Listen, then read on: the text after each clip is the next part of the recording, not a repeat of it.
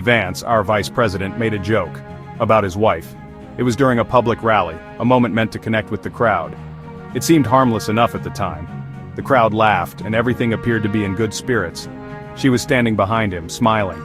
But was it a genuine smile, or one of obligation?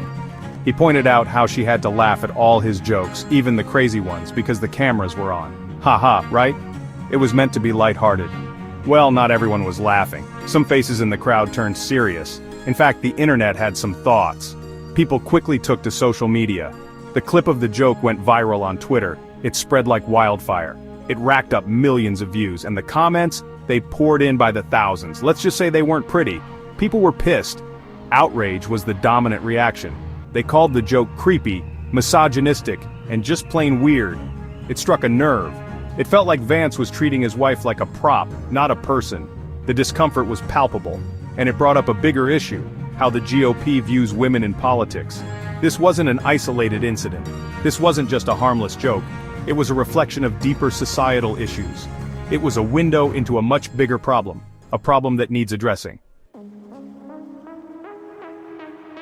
The internet was on fire.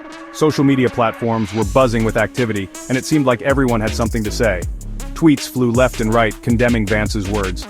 The outrage was palpable, and it spread like wildfire.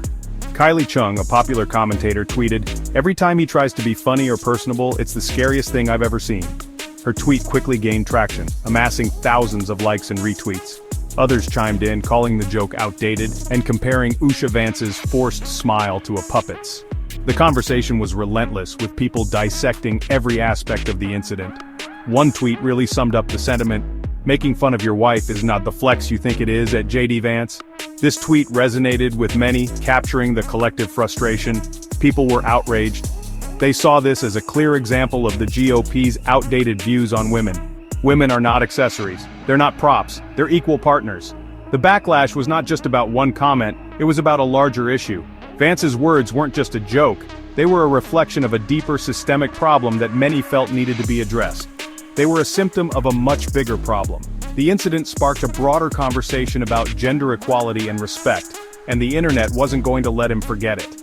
The digital age has a long memory, and this moment was etched into it. This wasn't the first time Vance had been called out for his treatment of women. His actions and words have been under scrutiny for quite some time now, raising questions about his true character and intentions.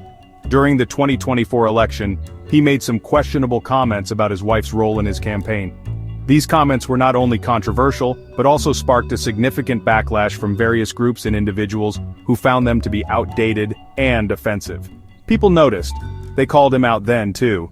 The media covered it extensively, and social media was abuzz with criticism and debates about his views on gender roles. But it seems like he didn't learn his lesson. Despite the public outcry, Vance continued to make similar remarks, showing a pattern of behavior that many found troubling. So, was this latest joke just a harmless gaffe? Or was it another instance of his ongoing insensitivity towards women and their roles in society? Or was it part of a larger pattern of disrespect towards women? Many are beginning to wonder if these incidents are not isolated but rather indicative of a deeper issue. It's hard to say for sure. The complexity of human behavior makes it difficult to draw definitive conclusions, but the frequency of these incidents is certainly concerning. But what is clear is that Vance needs to be more careful with his words. Words matter. They have the power to influence and shape public perception, especially when spoken by someone in a position of power, especially when you're the Vice President of the United States. The responsibility that comes with such a role demands a higher standard of conduct and awareness. Vance's joke sparked a firestorm. It made people think. Is this how we want our leaders to treat women? Is this the kind of behavior we should accept? These are questions we all need to ask ourselves. What do you think? Was the outrage justified, or was it an overreaction to a harmless joke? Let us know in the comments below.